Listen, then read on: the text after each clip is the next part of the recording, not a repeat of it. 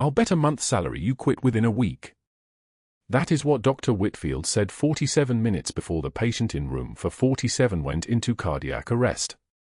He had no idea the quiet nurse moving through Cedar Creek Medical with surgical precision was the only thing standing between his hospital and a classified security breach. They didn't know. None of them knew.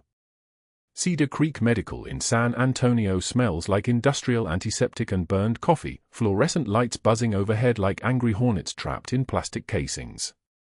The ICU linoleum is worn smooth by 20 years of gurneys, countless emergencies, the endless parade of human fragility.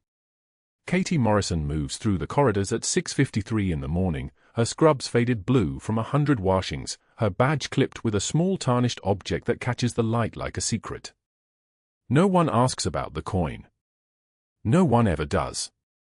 She arrived at Cedar Creek 3 days ago with paperwork that held up under every check: bachelor's degree from University of Texas, registered nurse license clean, work history spanning 12 years across 4 different hospitals, always moving, always quiet, always invisible. The hospital administrator who hired her barely looked up from her resume. There had been no interview questions about her hands, about the faint scars that traced her knuckles like a map of things no civilian should have experienced. Katie had learned long ago that people see what they expect to see. A woman in scrubs pushing a medication cart becomes part of the furniture. No threat. No story worth telling. Her shift begins at 7, but Katie arrives early, as she always does. The night nurse reports are finishing, and she stands in the break room pouring coffee that tastes like it's been sitting since 4 in the morning, waiting for no one. The fluorescent lights cast everything in a shade of white that makes skin look like paper. She touches the challenge coin through her pocket, a brief, unconscious motion. The coin is tarnished silver with an eagle and anchor stamped across its face, and on the back, scratched into the metal by a shaking hand in a Ramadi combat hospital, for the angel. El Corporal Meyer. Never forget. She has not forgotten. She will not forget. By 6:55, Katie is in the ICU with the day's shift arriving in clusters, nurses and residents moving with the caffeine-fueled urgency of people who have not yet realized it will be a long shift. The room smells different in the morning, less like the night's emergencies, more like the promise of a new set of problems. She walks past room for 47 without looking at the door. Protocol. Cover. The patient in that room is not her patient, not officially, not yet. But she will make sure he stays alive regardless. That is the mission. That has always been the mission. The 6 a.m. staff meeting happens in the conference room on the 2nd floor, and Katie sits in the back corner next to the window where she can see the San Antonio skyline turning gold with sunrise. 12 residents are arranged in 2 rows, their white coats pristine, their posture announcing their status. They are the chosen ones. They are the future. Dr. Whitfield enters with the kind of stride that announces he has already decided the morning will revolve around him, and the way the residents straighten in their chairs confirms the strategy is working. "Gentlemen," he says, and his eyes scan the room with the calculation of someone assessing a chess position. His suit costs more than Katie's monthly rent, tailored so precisely that the seams appear to be part of his skeleton. "I have an announcement. I'm betting a month's salary that the dinosaur nurse in the back quits before the end of the week." He points without turning his head, his hand moving like he is indicating a piece of furniture that has been placed in an inconvenient location. "Look at her. That is not the future of Cedar Creek Medical. That is someone who should have retired 5 years ago." The residents laugh because that is what residents do when an attending physician makes a pronouncement. They laugh and they remember, filing the statement away as doctrine. Dr. Whitfield continues speaking about efficiency metrics and the importance of image and his vision for transforming Cedar Creek into a Tier 1 facility that will position him for his rightful seat on the hospital board. Katie does not react. Her face remains a mask of professional neutrality. Her breathing remains steady. This is not the worst thing she has survived. It is not even close. She touches the challenge coin again as Dr. Whitfield finishes his speech, and the residents file out still wearing their smiles.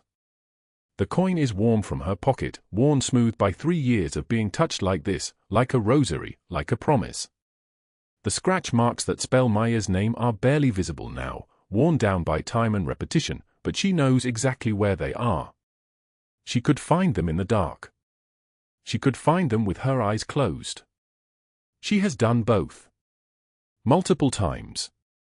In 2009, when she carried a bleeding lance corporal for blocks through enemy fire in Ramadi with his blood soaking through her uniform and his voice calling her name.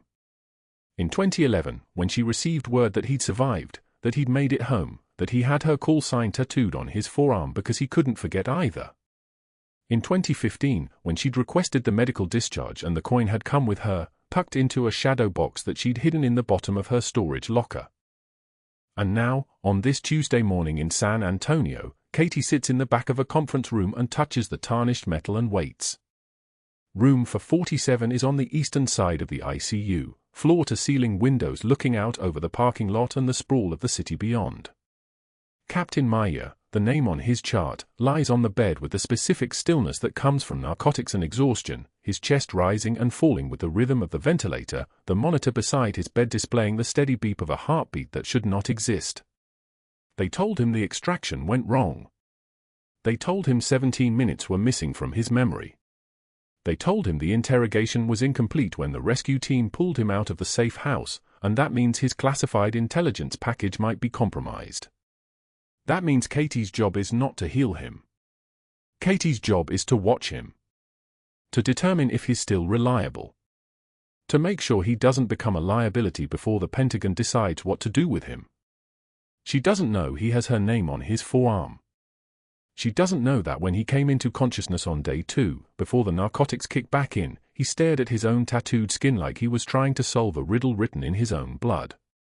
She doesn't know that he's been asking himself who Morrison is, why her name felt familiar like a song he once heard, why his dreams are full of a woman's voice speaking commands in the dark. Katie moves through the door of room for 47 at 7:18 in the morning, her medication cart positioned outside, her voice low and professional as she speaks to the semi-conscious captain. Captain Meyer. I'm going to check your line. You're safe. You're at Cedar Creek Medical in San Antonio. It's 7:18 a.m.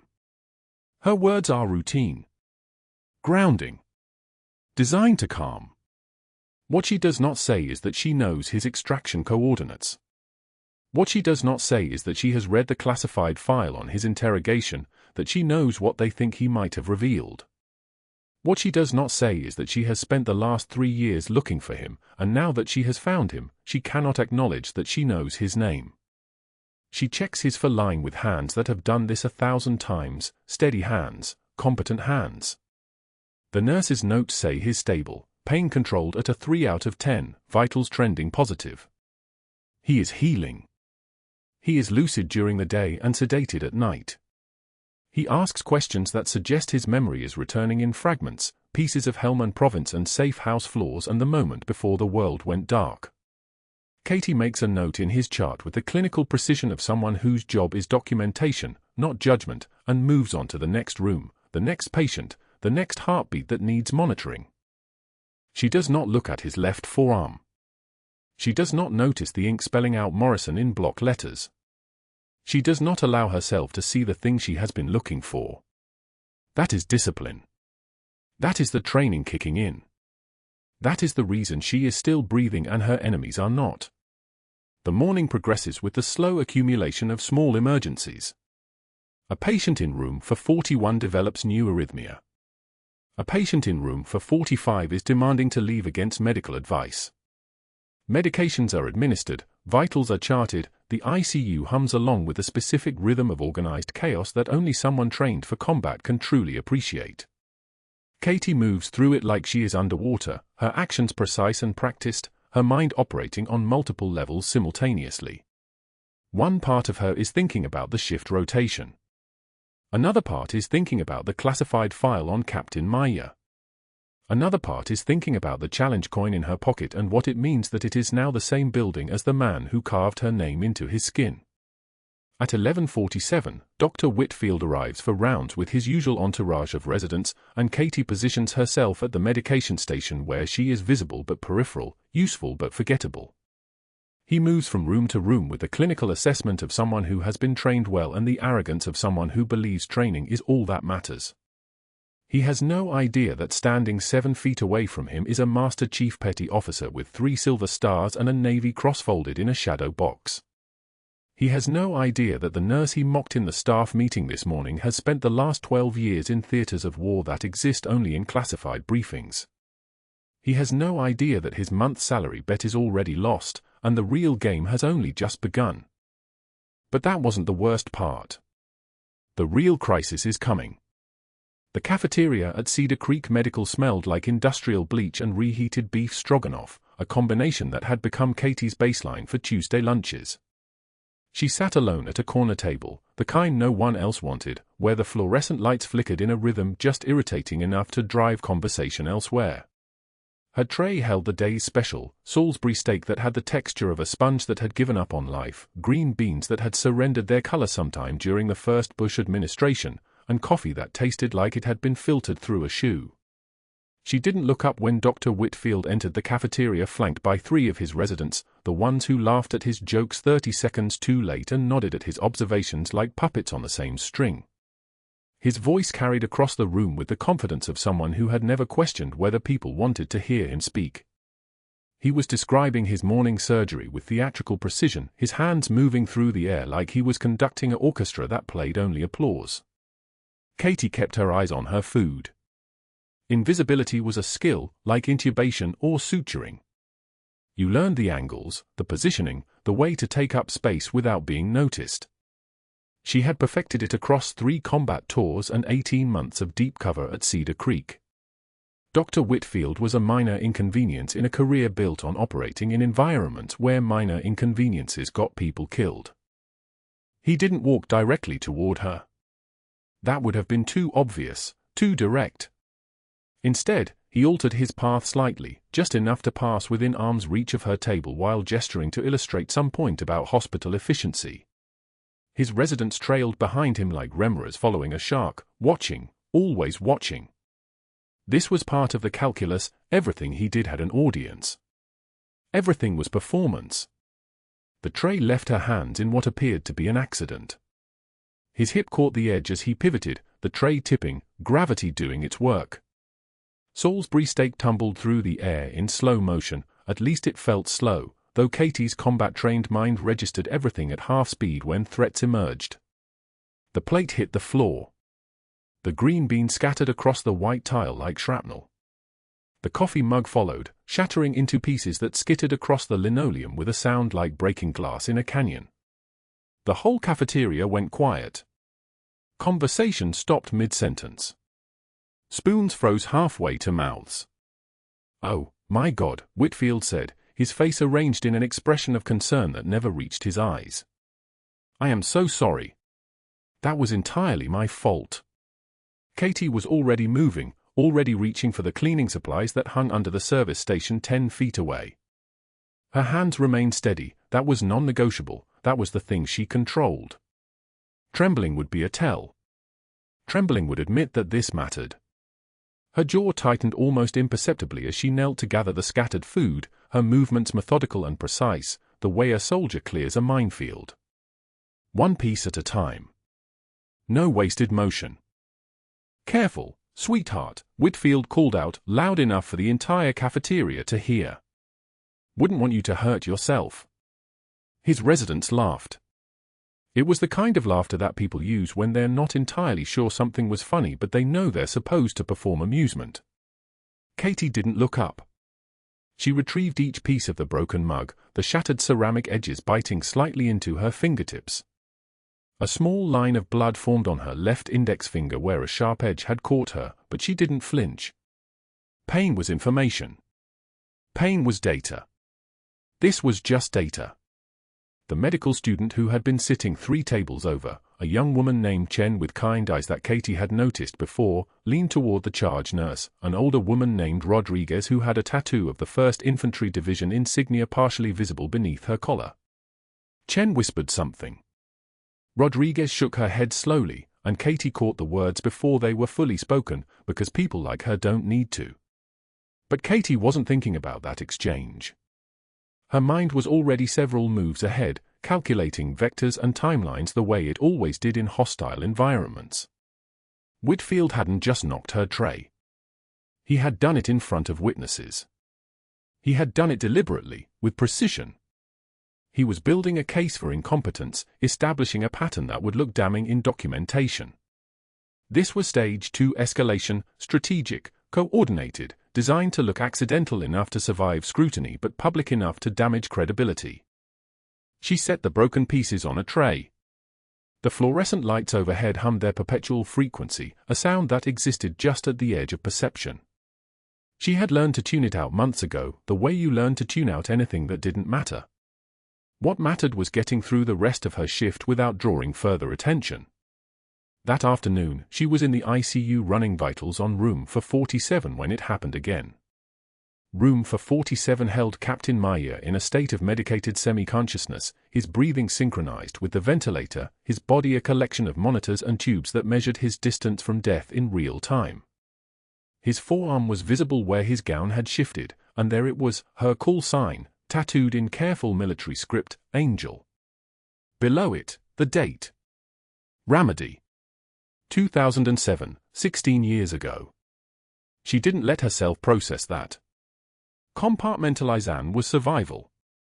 The patient chart for room for 47 was in her hands when Whitfield rounded the corner, moving with the kind of false casualness that meant he had planned this moment.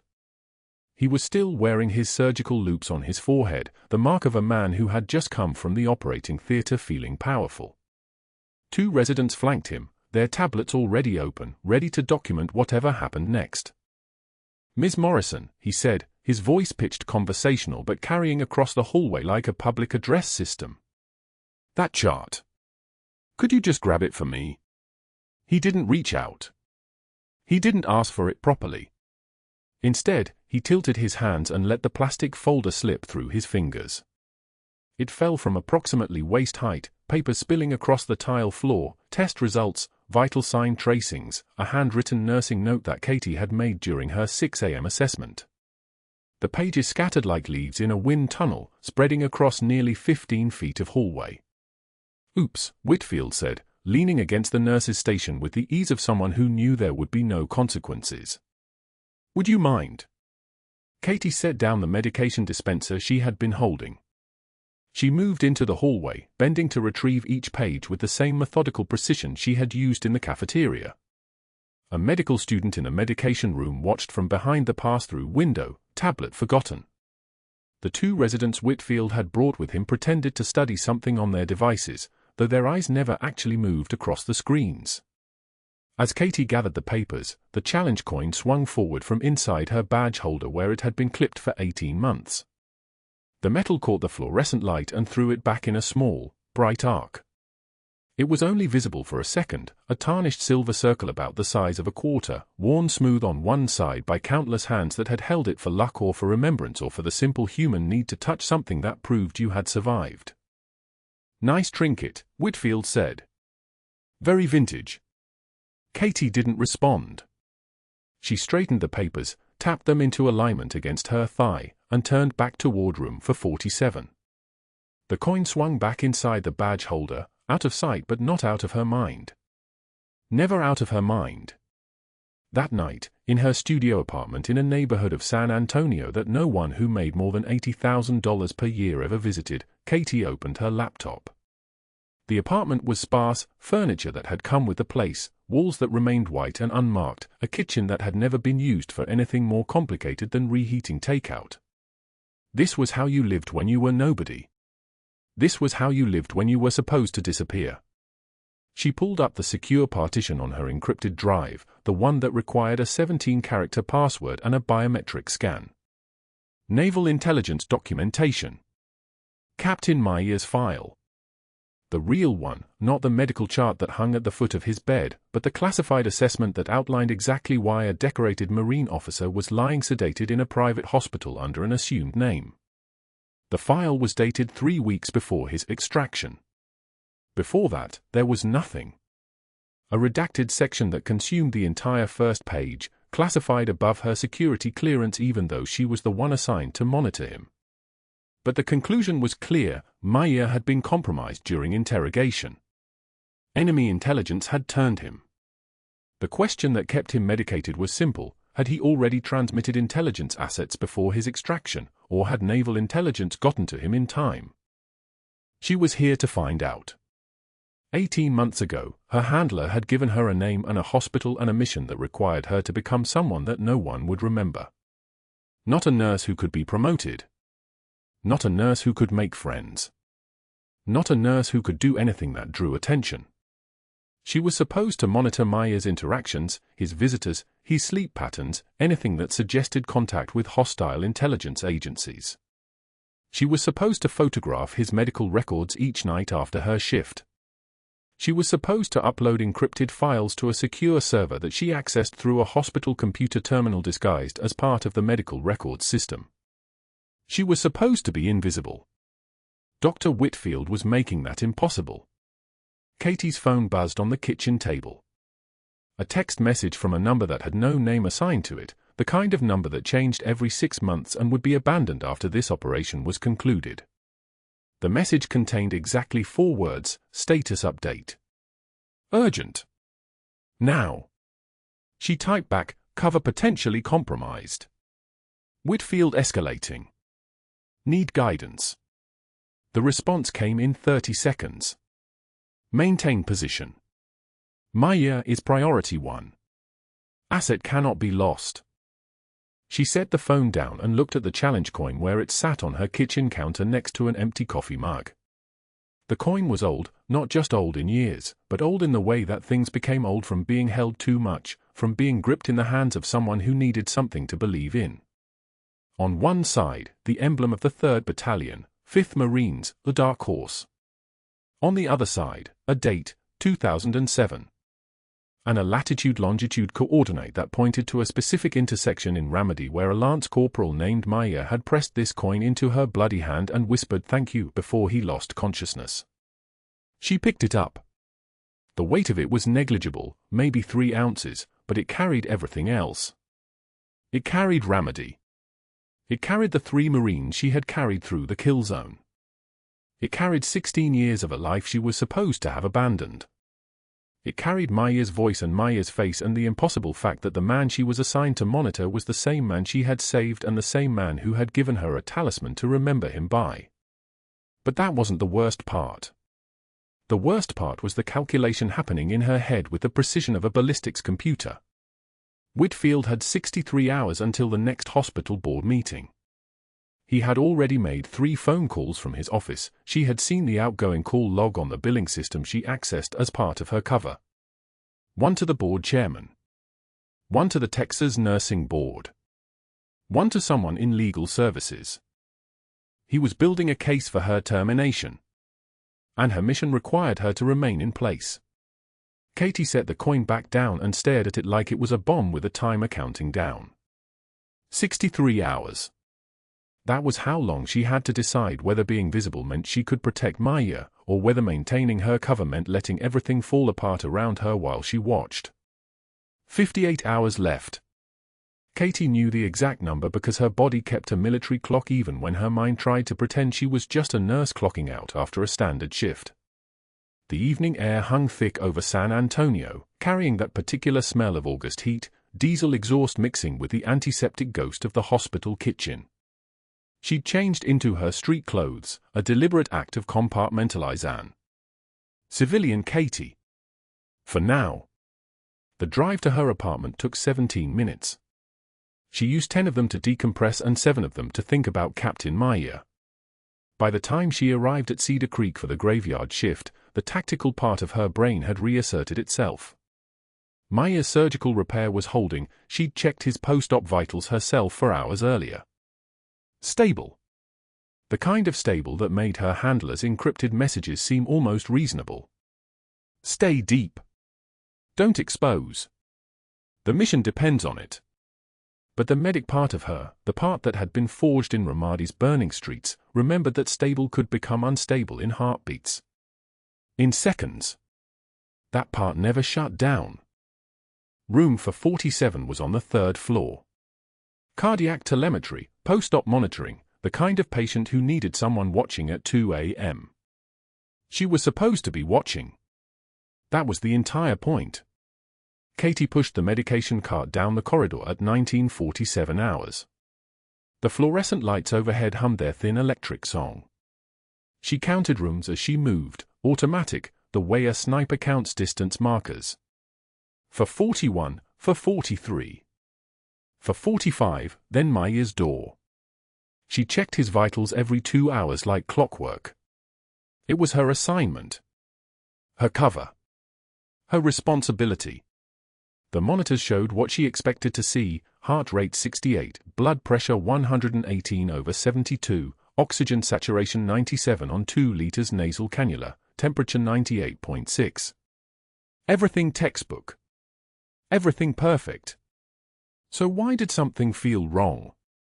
Katie had survived 7 deployments on instinct. Instinct that learned the difference between safe silence and the silence before an ambush. Instinct that felt the air pressure change when danger was close.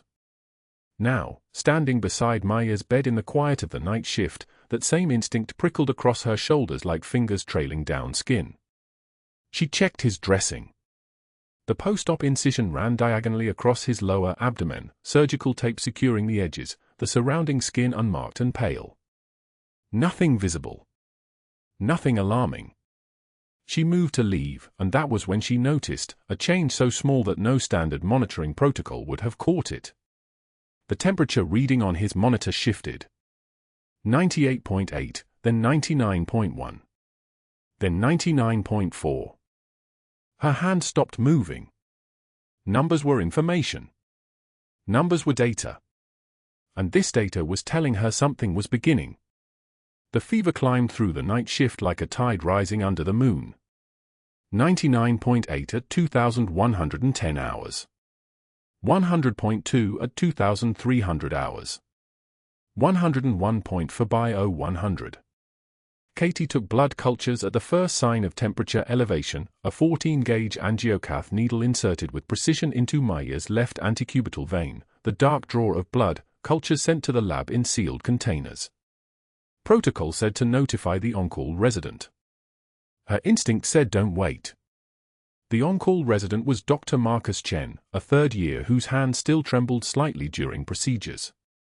She found him in the physician's lounge at 0130, slouched in a leather recliner with his phone illuminating his face in the darkness. Blood cultures are positive for growth, Katie said. She'd used the flat, informational voice of clinical reporting. Just facts. Started at 2110. Patients showing signs of incision site infection. Temperature spike, elevated heart rate. Request infectious disease consultation and antibiotic adjustment. Chen glanced up, his face still half-shadowed. The chart shows he's on the post-op protocol. That protocol continues for 7 days. He turned back to his phone. Fever spikes are normal in the immediate post-operative period. His vitals are deteriorating. Temperature's 102.1 now. Katie kept her voice level. Informational. No edge. Recommend we escalate before it progresses. The attending will make that call. Chen's tone had hardened. Don't go above protocol, Morrison. Dr. Whitfield doesn't appreciate nurses second-guessing his orders. She left the lounge without responding. The kind of restraint that looked like obedience. The kind that came from knowing how to move through systems without leaving traces. By 0600, when daylight started bleeding through the hospital windows, Meyer's temperature had crested at 103.1 degrees. Katie had documented everything. Vital signs trending. Infection markers. Her clinical notes in the electronic record, time-stamped and filed, creating the institutional memory that would matter later. She was finishing her shift notes when Dr. Whitfield appeared in the ICU like a malevolent sunrise. He went straight to Meyer's room. Katie watched from the nurse's station, her hand steady around the keyboard even as her jaw clenched so tightly it ached. She could see him through the doorway, Whitfield studying the chart with exaggerated concentration, then turning to examine the post-op site. The theater of it. The performance of authority. When he emerged, he was moving with that particular kind of controlled fury that comes from a man whose dominance has been questioned. He found Katie at the station and stopped directly in front of her, ensuring the resident and 2 nursing assistants could hear every word. The patient's fever is within normal parameters for post-operative recovery, Whitfield announced, his voice carrying like a sermon. His suit was bespoke wool, dark grey, the colour of expensive restraint.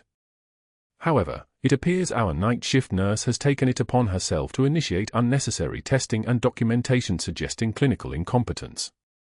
The blood cultures were premature. The documentation was alarmist. This is exactly the kind of cowboy medicine that gets good doctors sued and patients harmed. He paused, letting that land. The original protocol continues. No changes. Standard post-op antibiotics remain in place. Any deviation from this plan goes through me, and only me. Are we clear? Katie looked up from her keyboard. Her hands didn't tremble. Her voice didn't crack. Crystal clear, Doctor. The words came out smooth as ice. Clean. Final. The kind of words a woman says when she's already made calculations that would break most people. She watched him nod, satisfied, and then watched him turn and walk away, his Italian leather shoes clicking against the polished floor in that rhythm that sounded almost like applause. She waited exactly 3 minutes. Then she pulled out her phone. The encrypted message took 47 seconds to compose, patient deteriorating. Infection markers present. Attending blocking intervention. Request authorization to break cover if necessary to prevent asset death. Window closing. The response arrived in 4 minutes. In military time, when lives hung on seconds, for minutes was an eternity. Authorization denied. Cover is critical. Maintain position.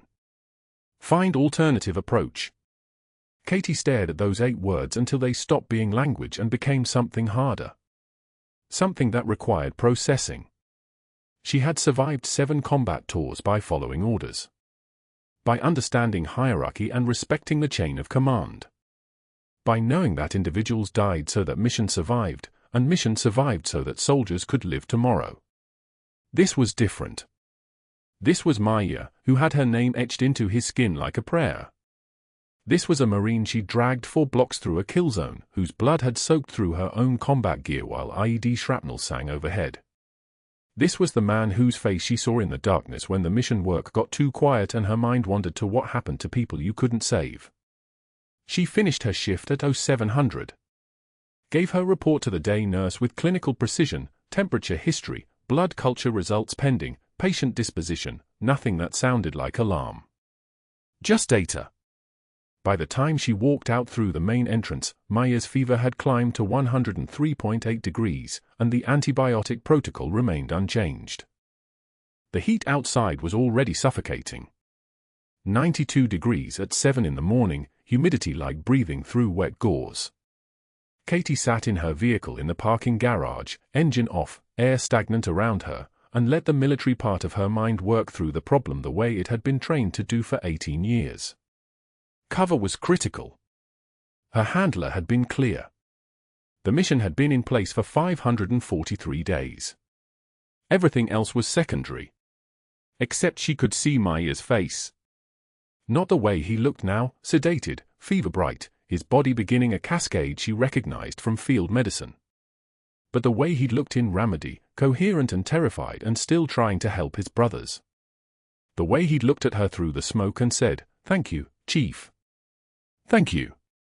Nobody had ever called her Chief in the civilian world. Nobody had ever seen her that way at all. She started the engine and drove toward the apartment she'd rented with her cover identity. Katie Morrison, RN. Divorced, childless, lived alone, no family contacts, unremarkable in every measurable way. By the time she reached it, she had already decided. The mission was important. The protocol mattered. The chain of command existed for a reason. But some things mattered more. The phone rang at 18:47 hours while she was sitting on her apartment balcony, the challenge coin turning slowly between her fingers. The call came through the secure line, the one that never rang unless something had broken. Meyer's baseline is 104.2, her handler said without preamble. No greeting. No civilian courtesy. Pure military efficiency. Sepsis markers are climbing. You've got maybe 8 hours before this becomes critical. Whitfield's blocking access? Completely. Katie's voice was steady. The voice of a soldier reporting to a superior officer. He made 3 calls this morning. First to the hospital board chairman, their fraternity brothers, graduated Penn State same year. Second to the Texas nursing board claiming I violated protocol. Third to his attorney to start building termination paperwork.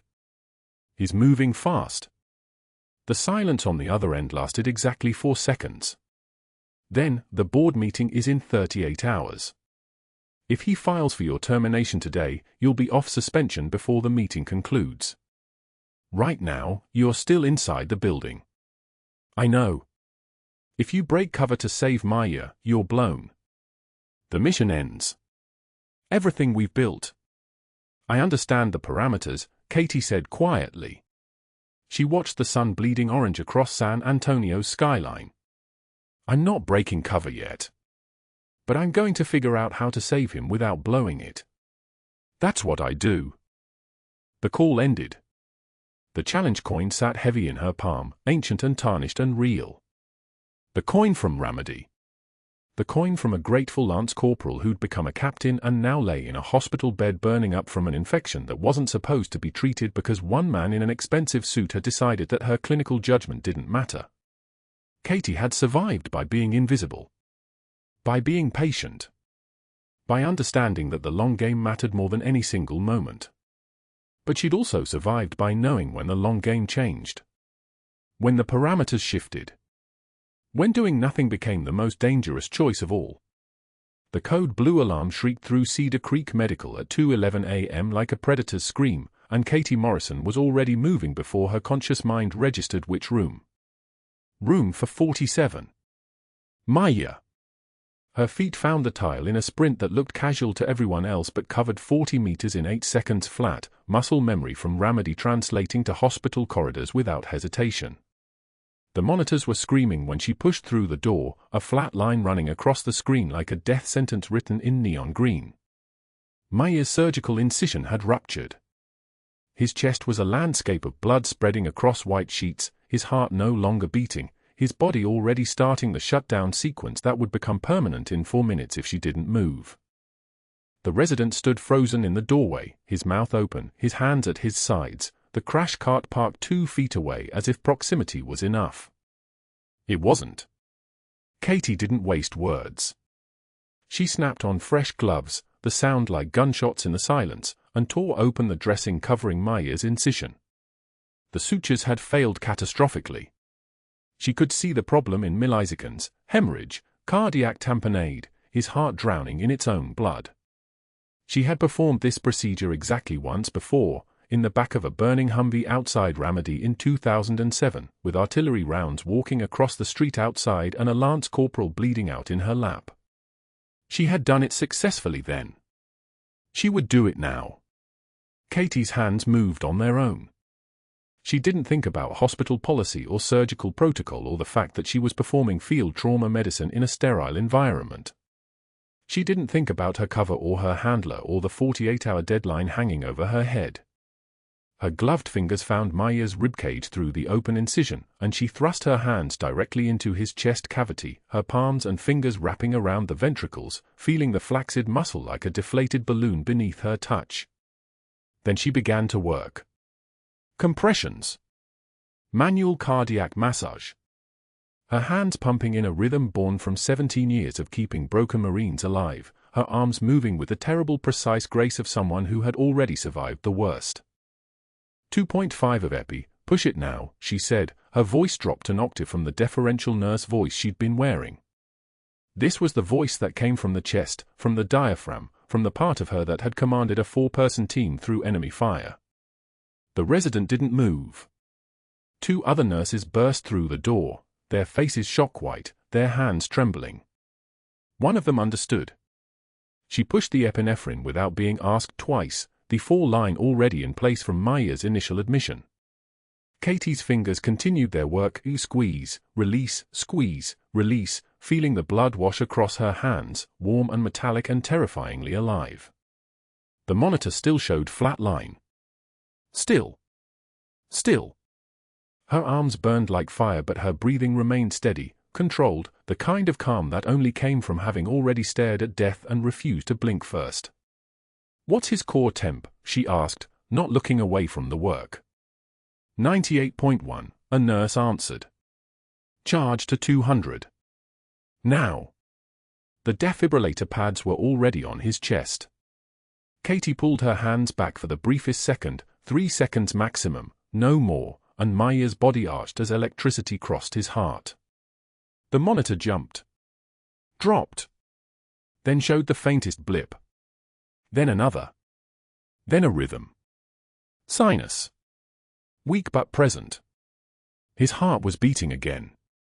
Katie's hands were back in the cavity, now assisting rather than replacing the organ's function, supporting the rhythm until it strengthened enough to carry him. The resident was finally moving, finally useful, pushing medications and calling out numbers that climbed toward viable. For minutes. That was what they taught in the courses, for minutes until brain death became inevitable. Katie had kept Meyer alive for 4 minutes and 38 seconds with her hands, in a hospital with every piece of modern medical equipment surrounding her, using nothing but field medicine and the muscle memory of a woman who had done this on worse. His sinus rhythm stabilized. His oxygen saturation climbed. His blood pressure, which had been non-existent, rose to something that looked like living. She began the careful process of extracting her hands from his chest, assessing the surgical site, understanding that the rupture was catastrophic enough that she'd need to get him back to the OR, but he was stable enough now to make that journey. He was going to survive because she had made the choice that protocol forbade. She was covered in blood to the elbows when Dr. Whitfield arrived, his footsteps echoing down the hallway toward the ICU at 3:10 a.m. His face went through a transformation, confusion, then recognition, then a purple rage that seemed to darken the air itself. Katie was washing her hands in the scrub sink, her arms running red under the water, the bathroom fluorescent lights making everything clinical and surreal. She didn't turn around immediately. She finished rinsing. She counted to 3. Then she turned to face him, and Whitfield saw her eyes, and for one moment something shifted in his expression, a flicker of recognition that he was standing in front of something that looked human but had moved with an authority he couldn't quite name. "What the hell did you do?" His voice was quiet now, which was somehow worse than screaming. "I saved his life." Katie dried her hands with methodical precision. His surgical incision ruptured. Cardiac tamponade. I performed emergency decompression and direct cardiac massage. He's stable now.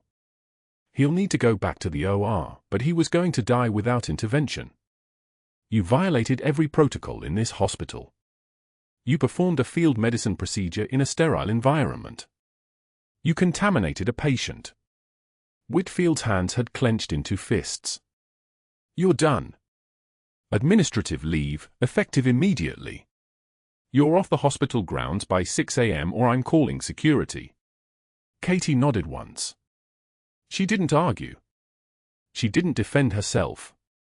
She simply accepted the consequence of the choice she'd made, understanding exactly what it meant. By 6 a.m., she was in the administrative office holding a suspension notice. By 9 a.m., Whitfield had made 3 phone calls, his voice audible through the hospital grapevine, one to the hospital board chairman describing reckless cowboy medicine that endangered a patient, one to the Texas Board of Nursing filing a formal complaint about protocol violations, one to his attorney friend discussing termination procedures. By noon, Katie was sitting in her car in the dim underground parking garage, engine off, the steering wheel cold under her palms. The challenge coin was in her right hand, pressed so tightly against her palm that the edges were cutting into her skin. 18 months of work. 18 months of being invisible, checking Meyer's vitals, maintaining his safety, waiting for the moment when she could confirm whether his interrogation had turned him. And she'd blown it in 4 minutes and 38 seconds because watching him flatline had activated something in her that was older and stronger than protocol. She had saved him. And she had burned her cover. The phone in her pocket buzzed with a text from an unknown number, her handler's signal. She ignored it. She ignored the next 16 calls. At 2 a.m., finally, she answered. "I'm burned," she said without preamble. "Meyer's stable, but I'm out. You need to send someone else." The handler's voice was ice. "There is no one else. You have 48 hours to get back inside that hospital, Master Chief, or we lose him." Katie hung up and sat in the darkness of the parking garage with a challenge coin cutting into her hand and understood that she had just made an impossible choice, and there was no taking it back. But what happened next would change everything. Dr. Whitfield arrived at the hospital at 7:42 a.m. the morning after Katie's suspension became official. His face carried the flush of victory, the kind of satisfaction that comes from believing you've eliminated a threat. He went directly to the administrator's office with a folder thick enough to contain the wreckage of a career. Inside were 3 separate complaints, one to the Texas Board of Nursing claiming Katie had performed reckless cowboy medicine, one to the hospital's legal department alleging protocol violations that endangered a patient, and one to his attorney friend detailing a termination strategy that would prevent her from ever working in healthcare again. He'd spent the previous evening crafting these documents with the precision of someone who'd learned long ago that paperwork was a weapon more effective than any confrontation. The administrator listened with the nervous energy of someone caught between a board member and the truth. By 9:15 a.m., the decision was made. Katie Morrison would remain on administrative leave pending a full investigation. Minimum 30 days. Possibly longer. Dr. Whitfield smiled and returned to surgery feeling invulnerable.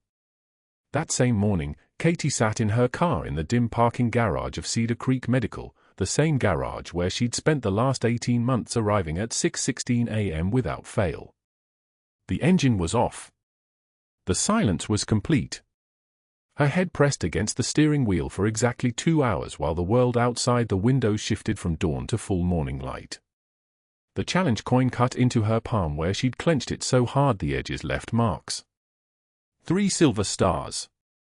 A Navy Cross. For combat tours as a special amphibious reconnaissance corpsman. None of it mattered now.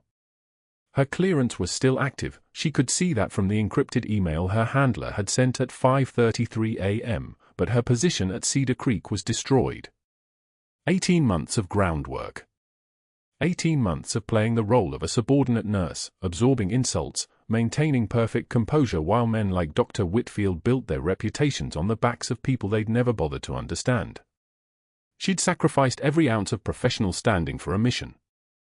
And the moment she'd stepped outside protocol to save a Marine's life, the entire operation had collapsed like a structure built on sand. The pain wasn't physical. Pain was information. And the information was clear: every day she remained suspended was another day enemy intelligence could reach Captain Meyer before she confirmed whether his interrogation in that failed extraction had compromised his security status. Her handler had been explicit about that in the encrypted message. Meyer's threat assessment couldn't proceed without her clinical documentation of his recovery trajectory. She was the only operative with direct access to his neurological status. And now she was locked out. Completely. Absolutely. The challenge coin pressed deeper into her palm as she understood the full scope of what she'd done. Not just broken cover. Not just violated protocol. She'd abandoned her post at the exact moment when her presence mattered most. The fluorescent lights of the parking garage hummed their mechanical rhythm around her, indifferent to any of it. 71 hours after her suspension became official, at 3:41 p.m. on a Tuesday afternoon, the Cedar Creek Medical Trauma Alert System erupted. Gunshot wound. Iraqi national. Gang violence on the south side. Critical but stable.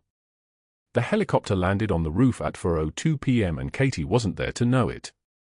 She was at home, in a one-bedroom apartment on the north side of San Antonio, reviewing the classified file her handler had finally authorized for home review, the same file that detailed Captain Meyer's interrogation, his resistance techniques, the 73 minutes he'd remained in enemy custody before the extraction team pulled him out. The file contained gaps, deliberately redacted sections, things that even her clearance level couldn't access.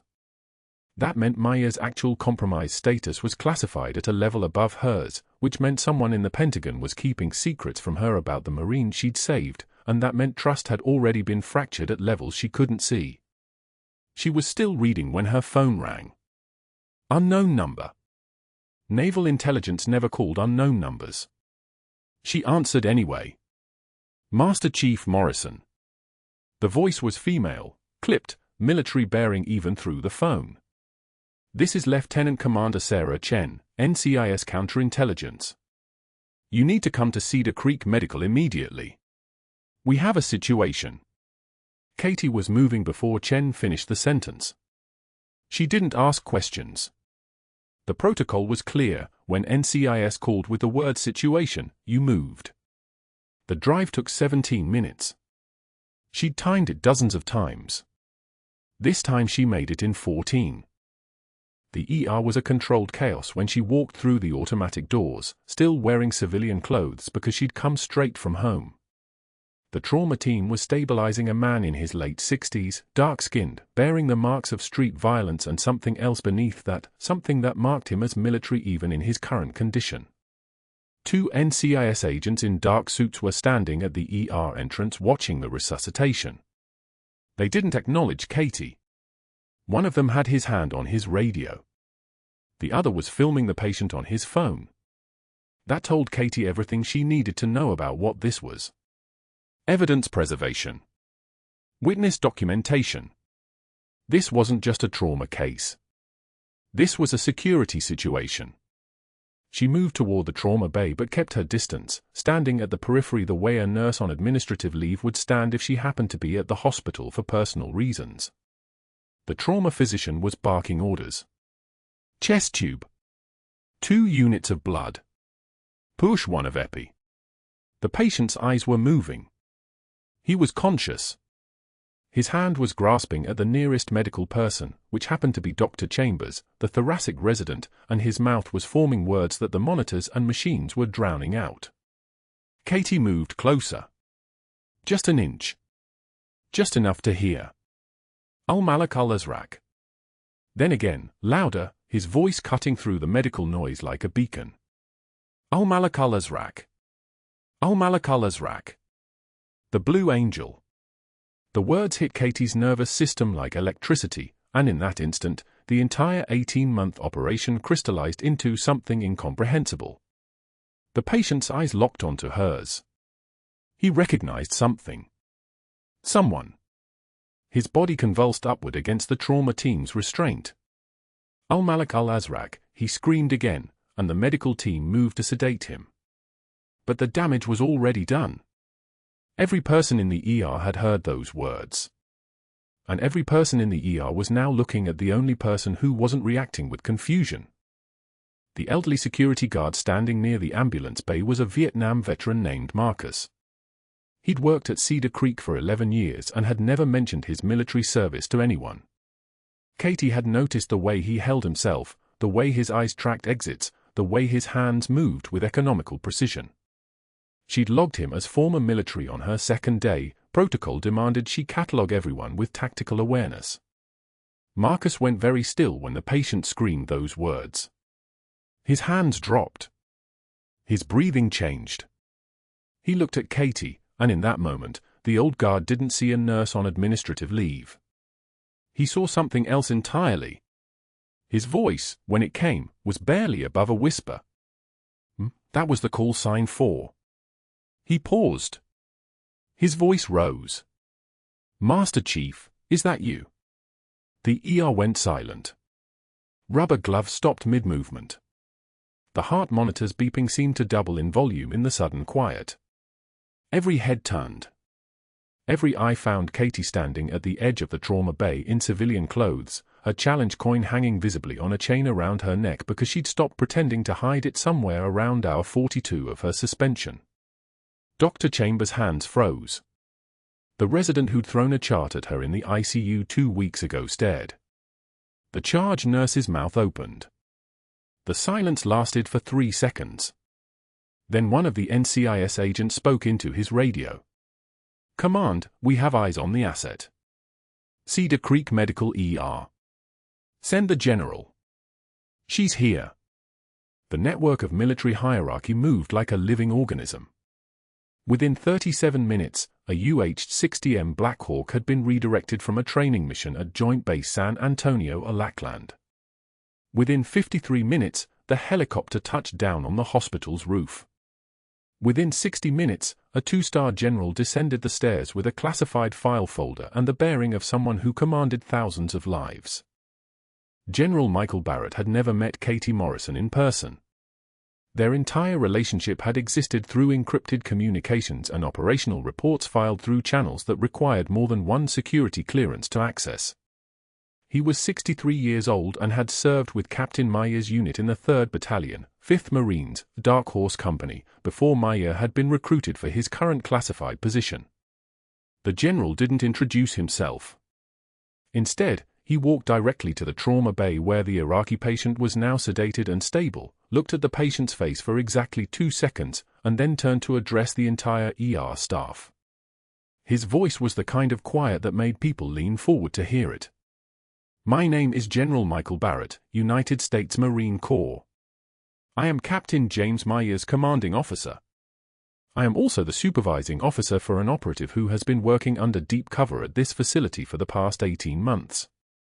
And I need everyone to understand what just happened."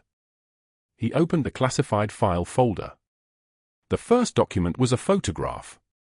Katie Morrison, in full military dress, marine dress blues with the high collar and the creases that only come from precision folding. The photograph looked like it had been taken a decade earlier. Master Chief Petty Officer Catherine Emma Morrison. Service record, joined Naval Special Warfare in 1998. 3 Silver Stars for valor in combat. 1 Navy Cross. For combat tours as a special amphibious reconnaissance corpsman, the Navy's version of a combat medic with tactical training. Specialized in hostile environment medical extraction. The general looked directly at Katie. And according to her classified assignment file, Master Chief Morrison saved Captain Meyer's life on March 14, 2005 in Ramadi, along with 2 other Marines, under enemy fire, for roughly 14 minutes while they were pinned down by what intelligence later determined was a 14-man insurgent cell. He paused. The air in the ER seemed to pressurize. Captain Meyer was in this hospital, unaware that the nurse checking his vitals every 4 hours was the same person who'd once dragged his bleeding body 4 city blocks under mortar fire to reach a casualty collection point. The ER doors opened. Captain James Meyer stood in the frame, still in a hospital gown, his post-operative incision visibly taped beneath the thin fabric, his face pale from 2 weeks of recovery. He'd been cleared from the ICU wing less than 6 hours earlier. He shouldn't have been on his feet. His doctor had been explicit about that. He moved anyway with the determination of someone whose understanding of the world had just been reorganized at a fundamental level. He walked directly to the general and then turned to face the assembled crowd. His voice shook slightly, but his words were precise. 78 hours ago, my heart stopped. The surgical team was frozen. The resident was in shock. And this woman, he pointed directly at Katie, performed direct cardiac massage through an open thoracotomy incision. She cracked my chest open and pumped my heart by hand until the monitor showed sinus rhythm.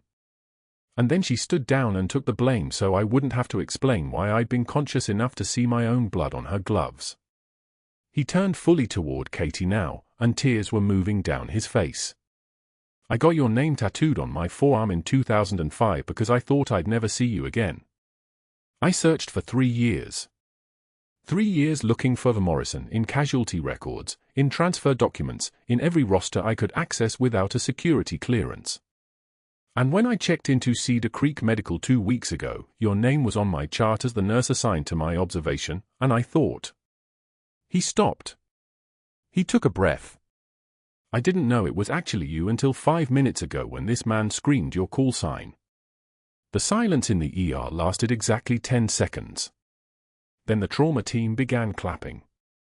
The nurses joined them. The residents, even the ones who'd watched Dr. Chambers throw a chart at her, stood and clapped. The elderly security guard, Marcus, was clapping with his face turned away, unable to speak. The general stood motionless, and then he nodded once, a single gesture of respect that encompassed everything Katie had done and everything she'd sacrificed. Katie Morrison stood in the center of the ER with her challenge coin hanging openly around her neck, her civilian clothes contrasting with the military bearing that suddenly made perfect sense to everyone watching. She met Captain Meyer's eyes, and for the first time in 18 months, she didn't maintain the mask. She allowed something almost like a smile. "Welcome back to the mission, Captain," she said quietly. "Ready to go back to your room? True class is what you do when the lights go out." Have you ever been underestimated by someone who didn't know your true value? Please subscribe, like this video, and let me know in the comments what you think Katie's next assignment should be.